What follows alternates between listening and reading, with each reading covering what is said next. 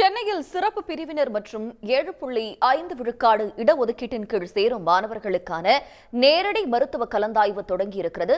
இது பற்றிய தகவல்களை தருவதற்காக செய்தியாளர் பிரபாகரன் இணைகிறார். பிரபாகரன், விவரங்கள். 2024-25 ஆண்டிற்கான மருத்துவ கலந்தாய்வு நேற்று முதல் தொடங்கியிருக்கின்றது.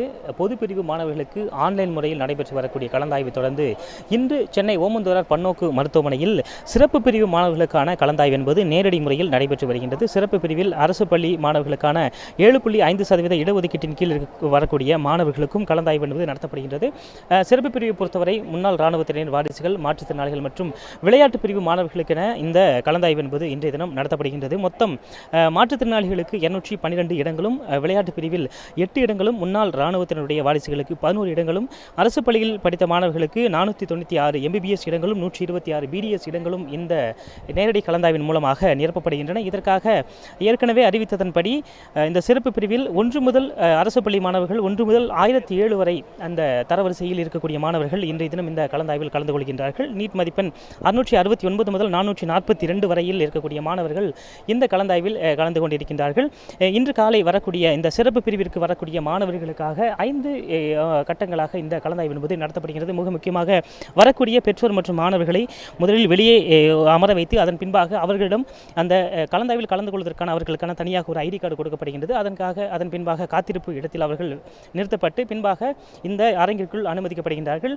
சான்றிதழ் சரிபார்ப்பு முடிந்ததன் பின்பாக அவர்களுக்கென்று இந்த சிறப்பு பிரிவிற்காக ஒதுக்கப்பட்டிருக்கக்கூடிய இடங்கள் இங்கு பட்டியலிட்டு காட்டப்படுகின்றன. அதன்படி மாணவர்கள் நேரடியாக அமர்ந்து தங்களுக்கு எந்த கல்லூரிகளை வேண்டும் என்பதை தேர்வு செய்து அதனை உறுதி செய்ததன் பின்பாக இங்கு வங்கிகள் தரப்பில் 2 அதிகாரிகள் நியமிக்கப்பட்டிருக்கின்றார்கள். அவர்கள் மூலமாக அவர்கள் இந்த டிடிஐ காசோலையை, வரைவு காசோலையை அவர்கள் நிரப்பியதன் பின்பாக தங்களுடைய இடத்தை உறுதி செய்வதற்கான ஏற்பாடுகள் செய்யப்பட்டிருக்கின்றன. காலை 8 மணிக்கு தொடங்கிய இந்த சிறப்பு பிரிவில் இதுவரை விளையாட்டு பிரிவு மற்றும் முன்னாள் இராணுவத்தினருடைய வாரிசுகளுக்கான கலந்தாய்வில் மாணவர்கள் இடங்களை தேர்வு செய்திருக்கின்றார்கள். அதேபோல மாணவர்களுக்கு இடங்களை உறுதி செய்ததன் பின்பாக அவர்களுக்கு காத்திருந்து அவர்களுக்கான அனைத்து ஏற்பாடுகள், உணவு முதல் அனைத்தும் தயார் நிலையில் வைக்கப்பட்டிருப்பதாக அதிகாரிகள் தெரிவிக்கின்றார்கள். நம்மிடம் கூட ஒரு மாணவர் இருக்கிறார். என்ன காலேஜ் எடுத்திருக்கீங்க? சாஃப்ட்னஸ். நான் வந்து ஓமந்தூரா மெடிக்கல் காலேஜ் எடுத்திருக்கேன், சென்னை. உங்களுக்கு என்ன வந்தது? என்ன காலேஜ் கிடைக்கும் கன்ஃபியூஷன் இருந்ததா? எப்படி ஃபீல் பண்ணுறீங்க? இல்லை, நான் ரேங்க் ஃபர்ஸ்ட் வந்தேன். அதனால் நம்ம வந்து என்ன காலேஜ்னா சூஸ் பண்ணலாம். அதனால் நான் ஓமந்தூரா சென்னை எடுத்தேன். உங்களுக்கு ஹாப்பியாக இருக்கும் உங்களுக்கு? நீங்கள் சொல்லுங்கள் சார், நீங்கள் நல்ல காலேஜ் கிடைக்கும் நினைக்கிறீங்களா? ஓமந்தூர் கிடைச்சது எப்படி? ஓமந்தூர் கிடைச்சது பெரிய வாய்ப்பு தான் என்னோடய மகளுக்கு. நல்லா இருந்தது. அவங்க சாஃப்ட் டென்னிஸ் பிளேயர், அவங்க நேஷ்னல் லெவலில்.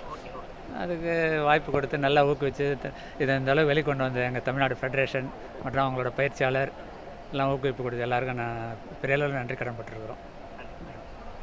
காலை தொடங்கிய இந்த கலந்தாய்வில் 11 இந்த முன்னாள் இராணுவத்தினுடைய வாரிசுகள், அதே போல் மாற்றுத்திறனாளிகளுக்கான கலந்தாய்வில் தற்பொழுது தொடர்ந்து நடைபெற்று வருகின்றது. விளையாட்டு பிரிவு மாணவர்களுக்கு கலந்தாய்வு முடிந்து தற்பொழுது காத்திருப்பு பட்டியலில் இருக்கக்கூடிய மாணவர்களுக்கும் இந்த எந்த கல்லூரிகள் வழங்கப்படும் என்பது அவர்களுக்கு பட்டியலிட்டு காட்டப்பட்டிருக்கின்றது. அதன்படியாக மாணவர்கள் சேராத பட்சத்தில் அவர்களுக்கான இடங்கள் என்பது ஒதுக்கீடு செய்யப்படும்.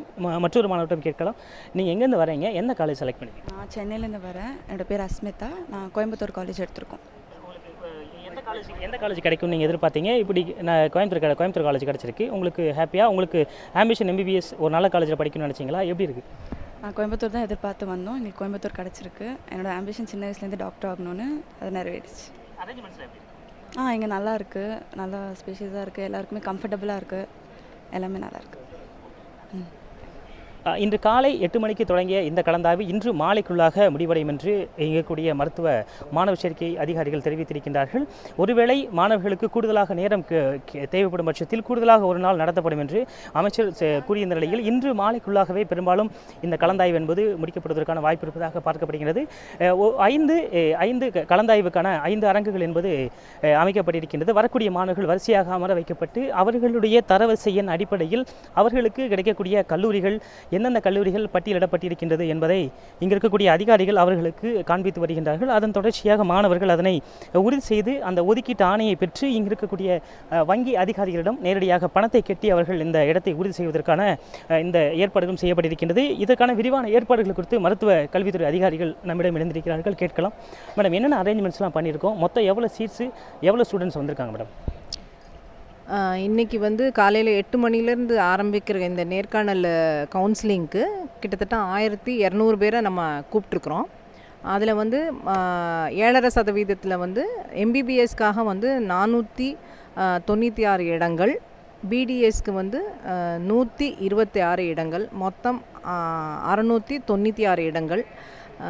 மற்றும் மாற்றுத்திறனாளிகளுக்கு வந்து எம்பிபிஎஸ்சில் வந்து 212 இடமும், பிடிஎஸ்சில் 11 இடமும், ஸ்போர்ட்ஸ்க்கு வந்து எம்பிபிஎஸ்சில் 7 இடமும், பிடிஎஸ்சில் 1 இடமும், மற்றும் எக்ஸ் சர்வீஸ்மேனோட மாணவர்களுக்கு 10 சீட்ஸ் வந்து எம்பிபிஎஸ்க்கும் 1 சீட்டு வந்து பிடிஎஸ்க்கும் ஒதுக்கப்பட்டிருக்கு. ஸோ இவங்களை எல்லாரையும் நம்ம அழைச்சிருக்கிறோம். ரேங்க் பேசிஸில், மெரிட் லிஸ்ட் பேசிஸில் கூப்பிட்ருக்கோம். இன்றைக்கி மேக்ஸிமம் எல்லாமே கலந்தாய்வு இந்த சிறப்பு பிரிவு முடிச்சுமா மேடம்? இன்றைக்கே முடிச்சிருவோம். அதுக்குள்ளே ஏற்பாடுகள் எல்லாம் செய்யப்பட்டிருக்கு. இன்றைக்கே முடிச்சிருவோம். மாணவர்களுக்கு என்னென்ன ஏற்பாடுகள் பண்ணியிருக்கோம்? ஏன்னா ஆன்லைன் கலந்தாய்வுக்கும் இந்த நேரடியாக கலந்துக்கிறதுக்கு ரொம்ப வித்தியாசம் இருக்குது. மாணவர்கள் நேரடியாக இப்போவே அது அந்த கலந்தாய்வில் கலந்துக்கும் போதே அவங்க அதை உறுதி செஞ்சுக்க முடியும். என்னென்ன மாதிரி அரேஞ்ச்மெண்ட்ஸ் பண்ணியிருக்கோம் மேடம்?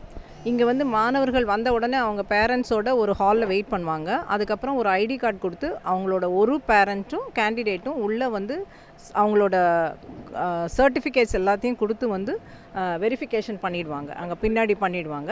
வெரிஃபிகேஷன் பண்ண உடனே ஃபைனல் டெர்மினலில் வந்து சிஸ்டம்ஸ் இருக்குது.